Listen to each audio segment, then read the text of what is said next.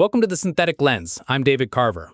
Anthropic released Claude Sonnet 5 today, and the easy version of the story is familiar. New model, better benchmarks, lower price, more agentic.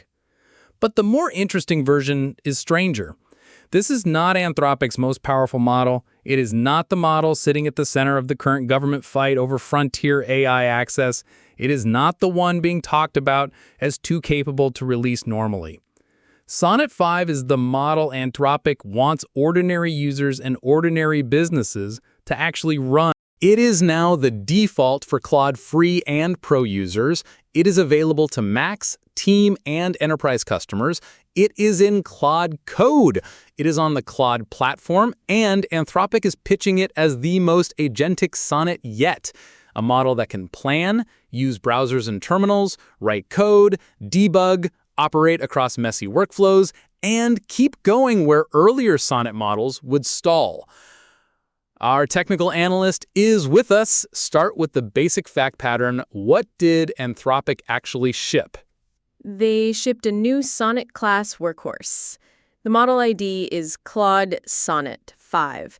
Anthropic says it is a drop-in replacement for Sonnet 4.6, but that phrase needs an asterisk.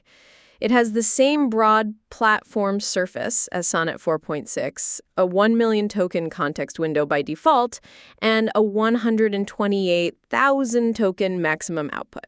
The headline capability claim is agentic performance. Anthropic says Sonnet 5 is much better at coding, tool use, reasoning, browser work, terminal work, and knowledge workflows. Their framing is that tasks which recently required a bigger, more expensive Opus class model can now move down into the Sonnet tier. And the price? Launch discount first. Through August 31st, it is $2 per million input tokens and $10 per million output tokens. Starting September 1st, it moves to $3 input and $15 output. That standard price is the same nominal price as Sonnet 4.6, and below Opus 4.8, which is $5 and $25. So Anthropic is trying to say you get near Opus behavior at Sonnet price with Sonnet speed. You said nominal price. That is doing work. It is. Sonnet 5 uses a new tokenizer. Anthropic says the same input text produces approximately 30% more tokens than on Sonnet 4.6. So if your application sends the same document, the bill may not behave like the headline price suggests. The per token price can stay the same, while the token count rises. Developers care about the invoice, not the brochure. So the launch price softens that. Exactly. The $2 and $10 intro pricing makes the transition easier, but after August 31st, the math gets less cute. If your English prompts or code prompts tokenize 25 to 40% heavier, your effective cost can move, even if the official price table does not. That sounds like the first listener takeaway. Recount your tokens before you migrate. Yes. Do not assume a Sonnet 4.6 budget maps cleanly to Sonnet 5. Recount prompts, revisit max tokens, watch long context requests. A 1 million token window is still huge, but a token that covers less text means the same 1 million holds less actual material than some teams expect. Let's stay technical for a minute. Anthropic calls this a drop-in upgrade. What breaks? 3 things matter. First, adaptive thinking is on by default. In Sonnet 4.6, if you did not send a thinking field, it ran without thinking.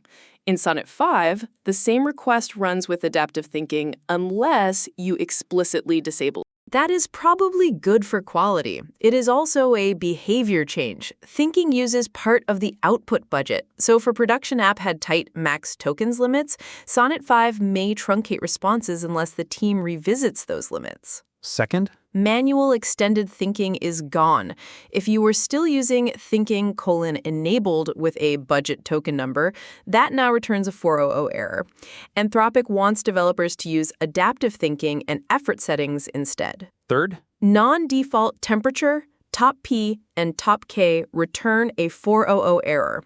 That is new for Sonnet class models. Anthropic introduced a similar constraint in recent Opus models, and now it is coming down to Sonnet. So developers lose some knobs. They lose familiar knobs. Anthropic's answer is use system prompts and effort levels. That may be better for reliability. It is also less flexible for people who built products around temperature as a personality or creativity dial. That is where the launch post and the developer docs tell slightly different stories. Right. The launch post is about capability. The developer docs are about migration pain. Both are true.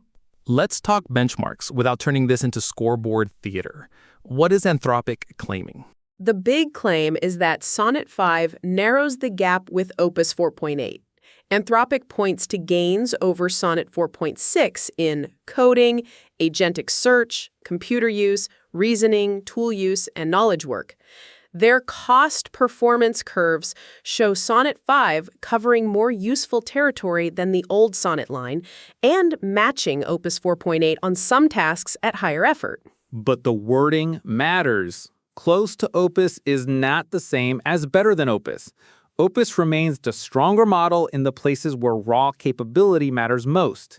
Sonnet 5 is the efficiency play. And online, that distinction is exactly where people are arguing. Very loudly. What are you seeing?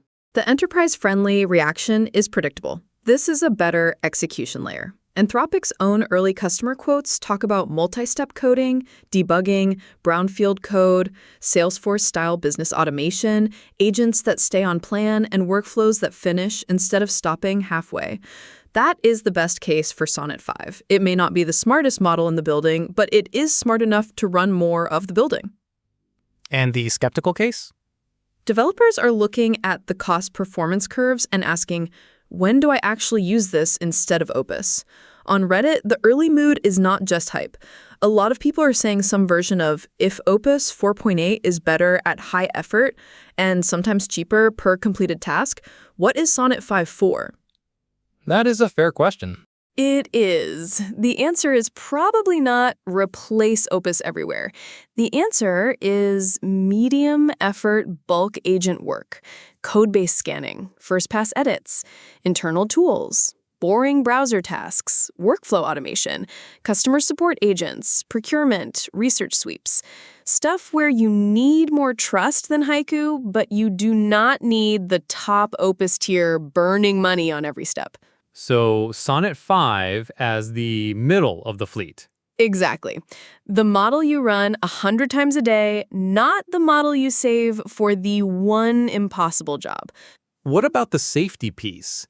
Anthropic is unusually explicit that Sonnet 5 has lower cybersecurity capability than its current Opus models. That is not a throwaway line. It is part of why this release matters. Anthropic's most powerful recent systems, especially Mythos and Fable, are caught up in government scrutiny and access restrictions.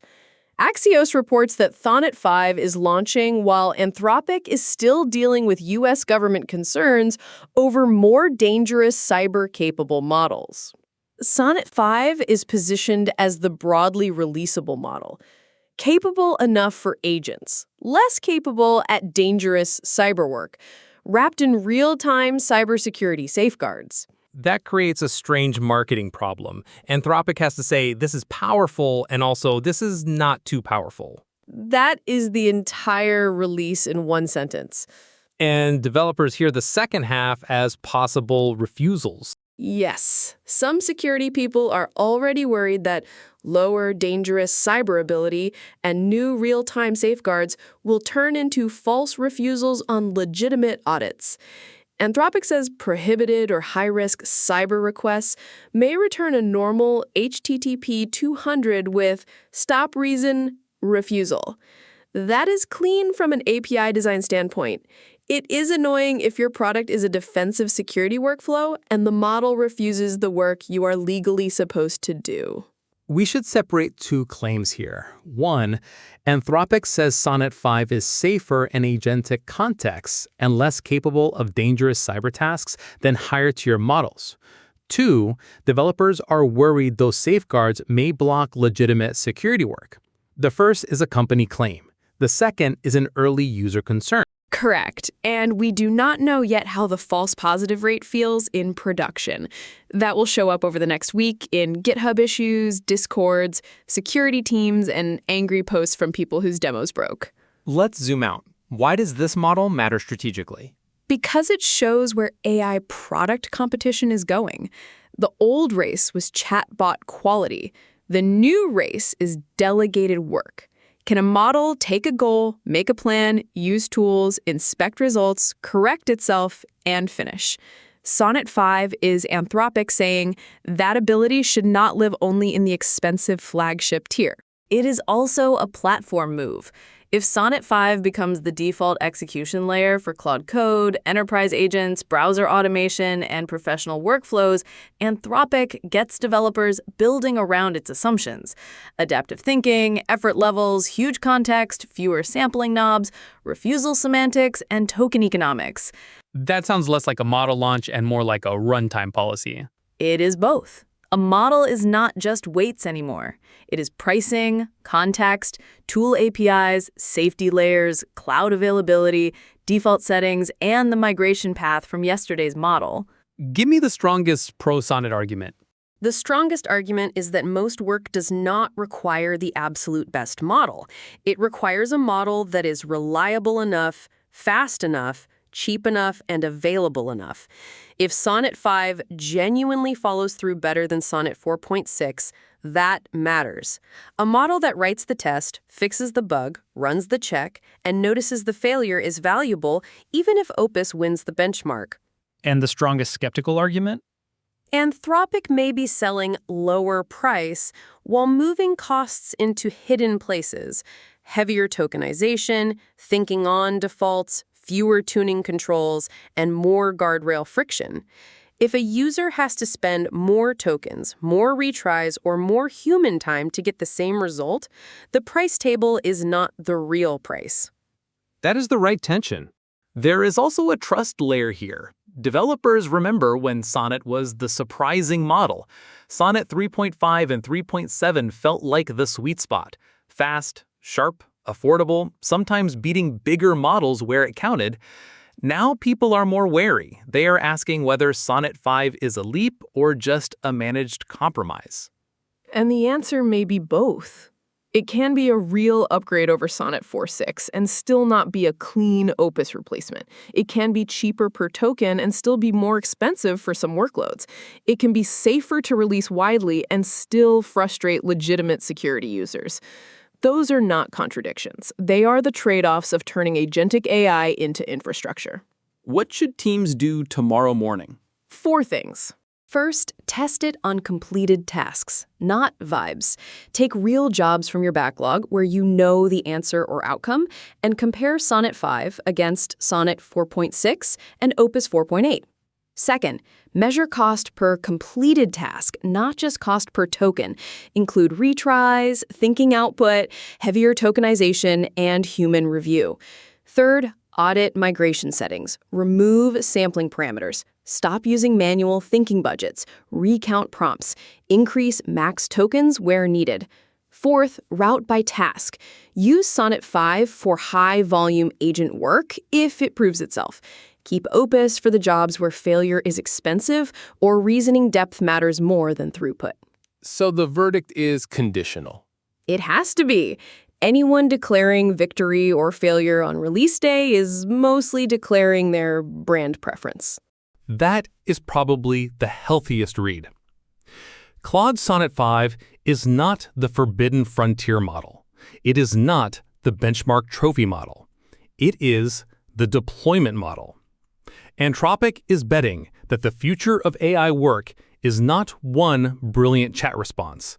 It is thousands of delegated tasks, browser sessions, code edits, reports, business workflows, support queues, research passes, and agents that keep moving after the first obstacle. Sonnet 5 is built for that world. The open question is whether developers experience it as a bargain or as a controlled migration into a more expensive, more opinionated platform. For The Synthetic Lens, I'm David Carver.